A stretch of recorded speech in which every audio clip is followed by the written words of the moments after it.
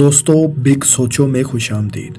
پاکستان میں ہر 2-4 سال بعد ٹیکنوکریٹ گورنمنٹ کی گونج سنائی دینے لگتی ہے، خاص کر ہر الیکشن سے پہلے عبوری یا ٹیکنوکریٹ سیٹ اپ کی بازگشت تو معمول ہی بن چکی ہے۔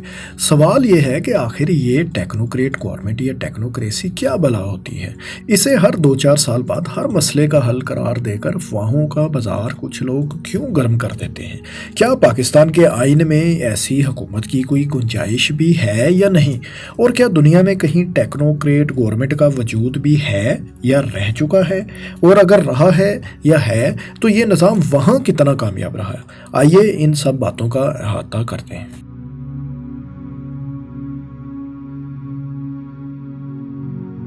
تو دوستو، ٹیکنوکریٹ گورنمنٹ ایسی حکومت کو کہتے ہیں جس میں اپنے اپنے شعبے میں کامیاب افراد اور ماہرین کو شامل کیا جاتا ہے۔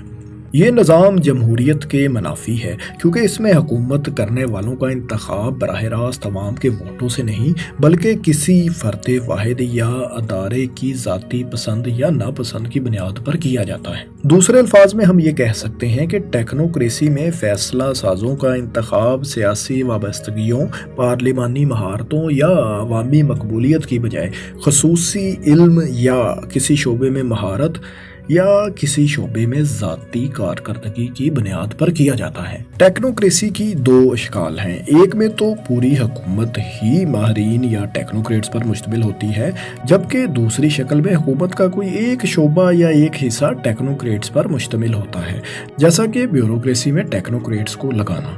مثلاً پاکستان میں چیف الیکشن کمشنر سابق بیوروکریٹ کو ہی عموماً بنایا جاتا ہے۔ حکومت میں ٹیکنوکریٹس کو شامل کرنا بھی پاکستان کی حکومتوں کا مسلسل وتیرہ رہا ہے۔ خاص کر گزشتہ 20 سالوں میں وزارت خزانہ کا شعبہ زیادہ تر شوکت عزیز، عبدالحفیظ شیخ، شوکت ترین جیسے ٹیکنوکریٹس کے پاس ہی رہا۔ حال ہی میں گزشتہ پی ٹی آئی کی حکومت میں اسد عمر کے بعد پہلے عبدالحفیظ شیخ اور پھر شوکت ترین کو وزیر خزانہ بنایا گیا۔ ڈاکٹر ظفر مرزا اور ڈاکٹر فیصل سلطان وزیر صحت بھی رہے۔ صنعت کار عبدالرزاق داؤد کو تجارت کی وزارت کا قلمدان بھی سونپا گیا، جبکہ پیپلز پارٹی کے دور میں بھی شوکت ترین، سلمان بشیر اور ڈاکٹر اشفاق احمد جیسے ٹیکنوکریٹس حکومت کا حصہ تھے۔ ٹیکنوکریسی کے حامی اسے میرٹوکریسی بھی قرار دیتے ہیں، جس میں ہر اہم عہدے پر اہل شخص کو تعینات کیا جاتا ہے جو مفادات کے ٹکراؤ کو روکتا ہے اور لانگ ٹرم اور دیر پا پالیسی سازی کرتا ہے، جبکہ ٹیکنوکریسی کے مخالف جمہوریت پسند لوگ اسے اس لیے پسند نہیں کرتے کیونکہ یہ عوام کی حقیقی مانگوں کا ترجمان نہیں ہوتا اور نہ ہی یہ ٹیکنوکریٹس عوام کا براہ راست انتخاب ہوتے ہیں۔ اس نظام کو جمہوریت کی توہین قرار دیتے ہیں یہ لوگ۔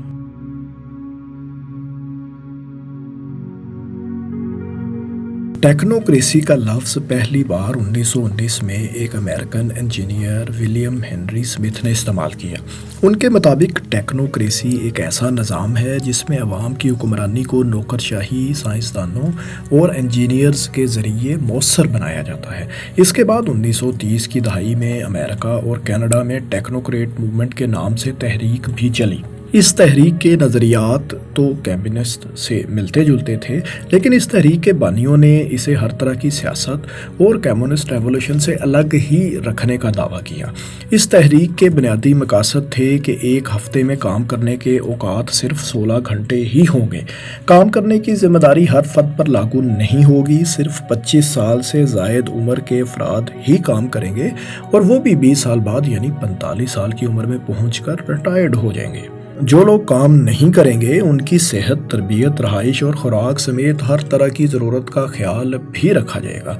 پیسے کا وجود نہیں ہوگا بلکہ اس کی بجائے توانائی کا سرٹیفکیٹ یا انرجی سرٹیفکیٹ معاشی نظام میں کرنسی کے طور پر استعمال ہوگا، جس میں کسی بھی چیز کو پیدا کرنے یا بنانے کے لیے استعمال ہونے والی توانائی کے مطابق لاگت اور معاوضہ لیا جائے گا۔ یہ نظام قائم کرنے کے لیے یہ ضروری قرار دیا گیا کہ عوامی نمائندوں کے جمہوری نظام کو ختم کیا جائے۔ ٹیکنوکریسی کے حامیوں کا کہنا تھا کہ اس نظام میں حکومت کرنے والا کوئی سیاستدان اور تاجر نہیں نہیں ہوگا، بلکہ یہ کام سائنسدان، ڈاکٹرز اور انجینئرز کریں گے۔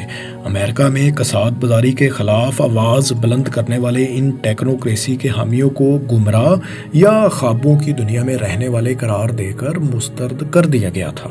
اس کے باوجود سائنسدانوں اور دانشوروں کے اس گروپ نے 1930 اور 40 کی دہائیوں میں جو بے مثال دنیا کا خواب سجایا تھا، اس میں اٹھائے گئے کئی سوالات آج بھی ریلیونٹ ہیں۔ اس تحریک پر ایک وقت ایسا بھی آیا جب اس کے ارکان کی تعداد 5 لاکھ سے بھی تجاوز کر گئی تھی۔ ان کے مطابق ترقی اور جدت نے بڑے پیمانے پر بے روزگاری، ماحولیاتی انحطاط، زیادہ آبادی اور عدم مساوات جیسے سماجی مسائل پیدا کیے تھے۔ یہ باتیں ویسے آج بھی واقعی ریلیونٹ تو ہیں کسی نہ کسی صورت میں۔ اس تحریک کے بانیوں میں امریکن انجینئر ہاورڈ اسکاٹ اور ایک امریکن جیولوجسٹ میرین کنگ ہبرٹ شامل تھے۔ کرشماتی شخصیت کے مالک ہاورڈ اسکاٹ کے مطابق اس دنیا کو صنعتی انقلاب سے پہلے کے طریقوں کے ساتھ چلانا اب ایک غلطی تھی۔ ان کا ماننا تھا کہ جمہوریت نے بہت سے نااہل افراد کو اقتدار تک پہنچا دیا ہے، جنہوں نے غلط فیصلے کیے جو سماجی بربادی کا باعث بنے۔ ٹیکنوکریٹ موومنٹ کے کارکن آپس میں ملتے تھے تو ایک دوسرے کو فوجیوں کی طرح سیلوٹ کرتے تھے۔ یہاں یہ بات بھی واضح کر دیں کہ اس تحریک کے رہنماؤں کے مطابق یہ مکمل طور پر غیر سیاسی تحریک تھی۔ اس تحریک کے مداحوں میں برطانوی سائنس فکشن مصنف H.G. ویلز بھی شامل تھے۔ اس تحریک کی ایک باقاعدہ علامت بھی تھی جسے مناد کہا جاتا تھا۔ یہ تحریک کینیڈا میں پھیلی تو 5 سال تک اس کے قائد کینیڈا میں ڈاکٹر جوشوا ہولڈمین تھے، جو بعد میں مایوس ہو کر 1941 میں ساؤتھ افریقہ چلے گئے تھے۔ مگر دلچسپ بات یہ ہے کہ ان کا نواسہ آج زمین پر نہیں بلکہ مریخ پر ٹیکنوکریٹ حکومت بنانے کا خواہش مند ہے۔ 1971 میں پیدا ہونے والے اس شخص کا نام ایلن مسک ہے۔ اس کو ہم سب جانتے ہیں۔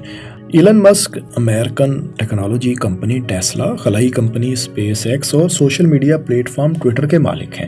ایلن مسک نے ایک ٹی وی انٹرویو میں کہا تھا کہ وہ مریخ پر نمائندہ نہیں بلکہ براہ راست جمہوریت قائم کریں گے۔ اس میں لوگوں کو ان کی صلاحیتوں اور اہلیتوں کے مطابق حکومت میں شامل کیا جائے گا، اور لوگ امیدواروں کو نہیں بلکہ براہ راست کسی ایشو پر ووٹ ڈالیں گے۔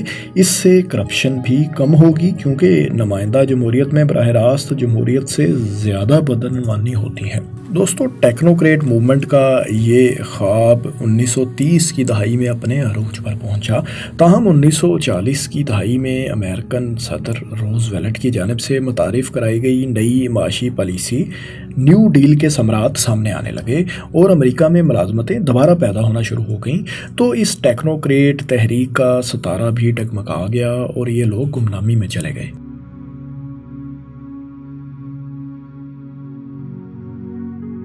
اب یہاں سوال یہ پیدا ہوتا ہے کہ کیا دنیا میں کبھی ٹیکنوکریٹ حکومت کسی علاقے میں رہی بھی یا نہیں؟ تو جناب، آپ کو بتاتے ہیں کہ سوویت یونین کی حکومتوں کو ٹیکنوکریٹ حکومت ہی مانا جاتا تھا، کیونکہ کمیونسٹ پارٹی کی ایگزیکٹو کمیٹی، جسے پولٹی بیورو کہا جاتا تھا، 1986 میں اس کے تقریباً 100% ارکان ہی ٹیکنوکریٹ تھے، حتیٰ کہ اس میں صرف انجینئرز کی تعداد 86% تھی۔ چین کی حکمران جماعت چائنیز کمیونسٹ پارٹی میں بھی عام طور پر انجینئرز کی ہی اکثریت ہوتی ہے۔ چین میں ہر 10 لاکھ سے زیادہ آبادی والے شہر میں کیے گئے سروے کے مطابق مقامی حکومتوں میں شامل افراد میں سے 80% کے پاس ٹیکنیکل ایجوکیشن ہے۔ ماہرین کے مطابق چین کی ترقی کی بڑی وجہ یہی تکنیکی ماہرین ہی ہیں، جن کی بدولت چین 3 gorges dam, high speed railway system اور national trunk highway system جیسے میگا منصوبے بنانے میں کامیاب ہوا۔ ان کے علاوہ معاشی ماہرین یا فنانشل ٹیکنوکریٹس نے بھی چین کو دنیا کی معاشی سپر پاور بنانے میں انتہائی اہم کردار ادا کیا۔ دوستو، یہ تو بات تھی کمیونسٹ ممالک کی۔ اب اگر ہم یورپی جمہوریتوں کا بھی جائزہ لیں تو ان میں سے اٹلی میں کئی بار ٹیکنوکریٹ سیٹ اپ قائم کیا گیا۔ چند سال پہلے 2011 میں وزیر اعظم بننے والے ماریو مونٹی کی کابینہ میں بھی متعدد غیر منتخب ٹیکنوکریٹس کو شامل کیا گیا تھا۔ اسی طرح 2011 میں یونان کی حکومت کی باغ دوڑ ایک معاشی ماہر لوکاس پاپاڈیموس کے سپر کی گئی۔ یہی نہیں، چیک ریپبلک میں 2009 میں عبوری حکومت کی سربراہی ماہر معاشیات جین فشر کو سونپی گئی تھی۔ بلغاریہ میں 2013 میں پلیمن ویزلیو وزیر اعظم بنے، جو کسی پارٹی کے رکن تھے اور نہ ہی وہ کسی علاقے سے منتخب ہو کر آئے تھے، پھر بھی اسمبلی نے انہیں وزیر اعظم منتخب کر لیا۔ حیران کن طور پر 2013 میں ایک ایسا وقت بھی آیا کہ یورپی یونین کے 27 میں سے 24 ممالک کے سربراہ حکومت کسی نہ کسی حوالے سے ٹیکنوکریٹ ہی تھے۔ دوسری جانب 2013 میں افریقی ملک تیونس میں سیاسی عدم استحکام کے خاتمے کے لیے بھی ٹیکنوکریٹس کی عبوری حکومت قائم کی گئی تھی۔ یہاں آپ کو یہ بھی بتاتے چلیں کہ حالیہ برسوں میں سنگاپور کا نظام حکومت بہترین ٹیکنوکریٹ نظام کی مثال قرار دیا جاتا ہے، جہاں حکومت سیاستدانوں اور ٹیکنوکریٹس کے بہترین امتزاج سے بنائی جاتی ہے۔ اگر ہم بنگلہ دیش کی مثال لیں تو یہاں 1991 سے 2008 تک ٹیکنوکریٹس کی نگراں حکومتیں بنائی جاتی رہیں، لیکن حسینہ واجد نے آئین میں ترمیم کر کے نگراں حکومت کے قیام کا قصہ ہی تمام کر دیا، جس سے بنگلہ دیش میں فی الحال ٹیکنوکریٹ حکومت کا دور دور تک کوئی امکان نہیں۔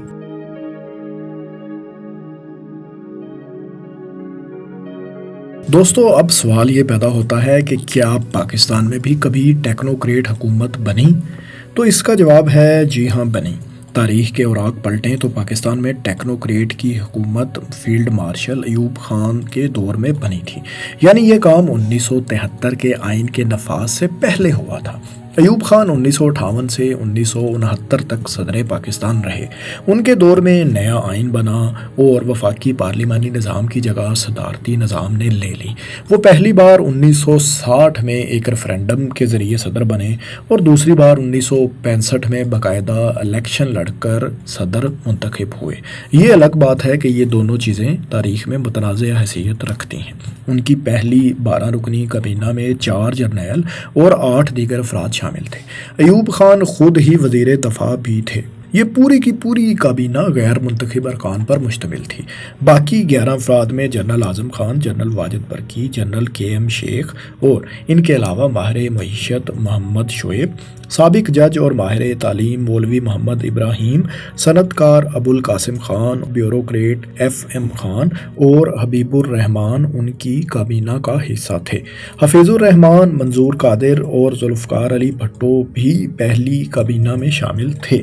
ایوب خان کی دوسری کابینہ میں شامل رہنے والے 18 ارکان میں نہ صرف پہلی کابینہ کے لوگ شامل تھے، بلکہ ان میں سے جن نئے ارکان کا اضافہ ہوا ان میں سے عبدالصبور خان، خواجہ شہاب الدین اور غلام فاروق ٹیکنوکریٹس ہی تھے۔